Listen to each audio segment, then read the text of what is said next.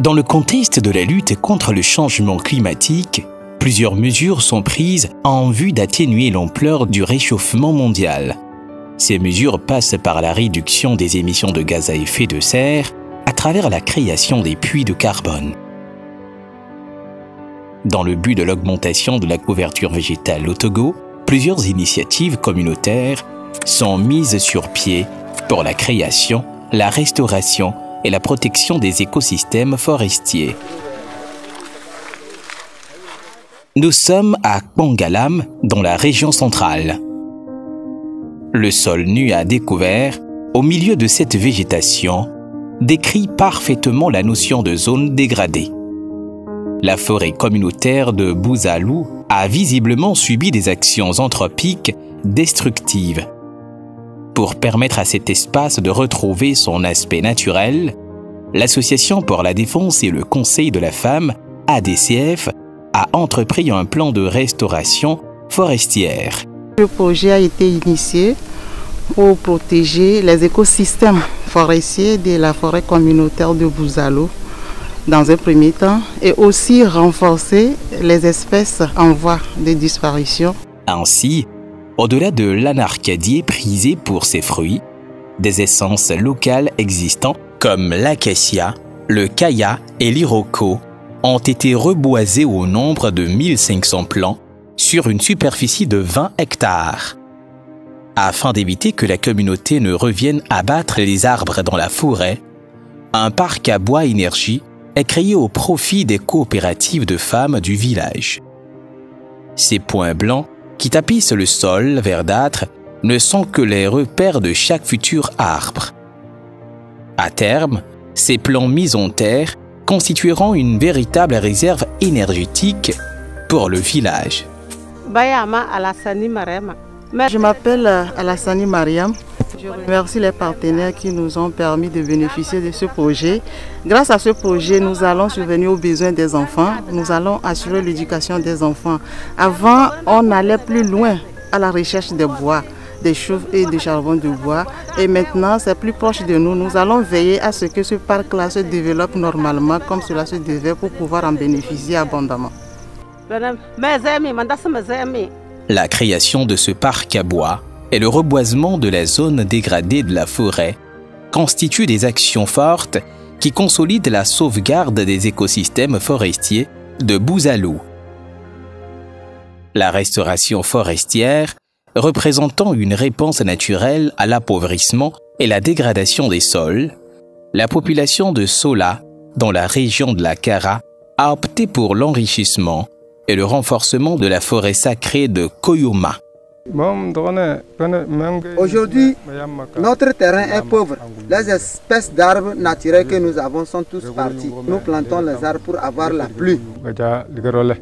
Pour y parvenir, le complexe agropastoral Éco des jeunes ruraux, CAPJR, a œuvré pour une gestion participative de la communauté. Par conséquent, la forêt a vu sa superficie s'agrandir de 11 hectares. Présentement, sur les 11 hectares, le travail fait se résume au total de 2257 plants à l'hectare, dont 127 plants de néré, 1200 plants de kaya, et l'anacarde 620 et 1110 plants de karité. Ces essences sont sélectionnées à dessein car faisant partie de la biodiversité végétale du milieu. La réussite d'une conservation forestière ne saurait se faire sans la prise en compte de l'association des différentes essences. Raison pour laquelle, à Tchavadé dans la région centrale, la société coopérative simplifiée Albarka mène un combat contre un envahisseur de la forêt sacrée du village. La forêt sacrée qui est créée, qui est née à l'époque précoloniale, qui existe avec l'essence locale, on a constaté maintenant les terres commencent à rentrer un à un.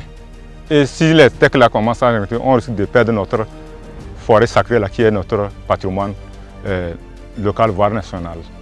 Donc il est important qu'on puisse remplacer ces terres-là par l'essence locale qui doivent contribuer nécessairement pour la bonne marche de l'écosystème. Une opération d'abattage systématique des tecs a été organisée autour de la forêt, ce qui a permis de récupérer 15 hectares et d'y reboiser 4000 plants de karité néré, kaya sénégalensis, baobab et tamarin. Si l'enrichissement forestier permet de renforcer le couvert végétal, il n'est pas toujours réservé aux régions arides ou semi-arides. Dans les plateaux, Dagny fait partie des préfectures les plus couvertes au Togo. Cependant, on note de plus en plus une réduction de ce joyau naturel. Dans le but de renverser la tendance, l'ONG Recherche et Action pour le développement social RADS s'est donné pour mission la création de plantations d'avocatiers dans 10 villages de la préfecture. Mais pourquoi des avocatiers? L'avocatier est la seule essence, ou bien le seul arbre qui n'est pas victime de l'action destructive humaine.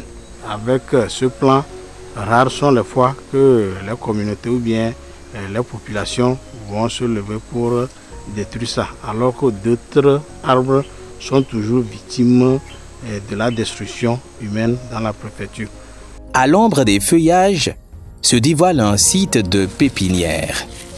Les membres du groupement Maouliklimi s'attellent à l'empotage des noyaux d'avocat préalablement apprêtés. La formation et les sensibilisations reçues leur permettent aujourd'hui de mieux s'organiser pour une meilleure production de l'avocatier, cet arbre fruitier au potentiel incontestable.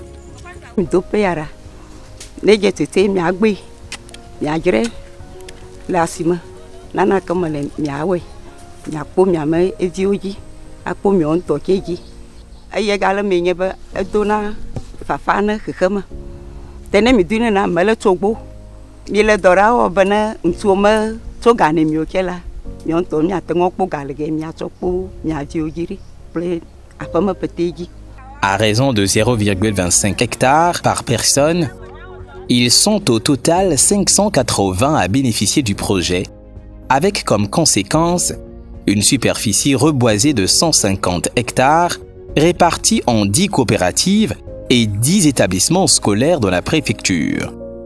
Si à Dagny, il s'agit de mettre en place des plantations de fruitiers, ce n'est pas le cas dans la préfecture de Logou. Ici à Djounougbé, la population a plaidé pour la création d'une forêt communautaire. L'ONG Boy-Afrique est donc intervenue dans un premier temps pour renforcer leurs connaissances sur la protection et la gestion durable des forêts, le village étant livré aux aléas climatiques. Dans notre village de Djounougbé, on a compris qu'il nous faut une forêt qui protège nos maisons. Notre village est en danger, la pluie ne tombe plus bien. Le vent souffle sur nos toitures. Nous et les anciens, nous avons échangé et les anciens sont d'accord pour qu'on refasse notre forêt de 15 hectares.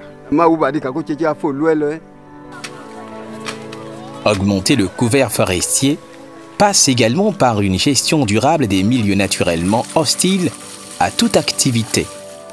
C'est le cas de la zone humide de Togo-Komé dans la préfecture des Lacs. Cet espace inexploité, habituellement inondé, est pris d'assaut avec poteaux, drapeaux rouges, outils de trouaison et des plans à mettre en terre. La nécessité de créer une forêt ici et ses bienfaits sont une source de motivation évidente pour chaque homme et femme à s'impliquer dans les activités de reboisement.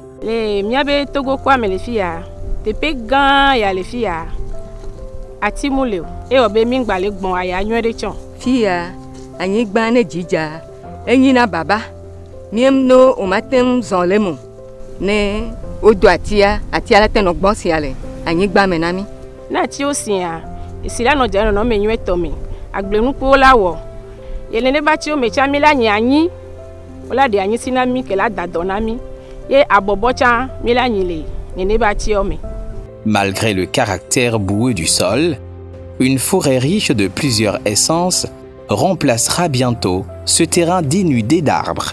Au niveau de l'espace, nous avons fait un reboisement sur 6 hectares avec plusieurs plants, eucalyptus, les cayas, les nimes et d'autres espèces.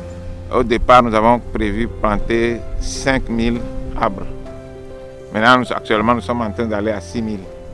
arbres en tout. Dans la perspective d'un taux de réussite élevé, l'ONG Famille engagée pour le développement inclusif en Afrique, FIDIA, lors de ses sensibilisations, a mis un accent particulier sur les actions de signalisation avec des panneaux d'interdiction de pâturage et des drapeaux d'avertissement.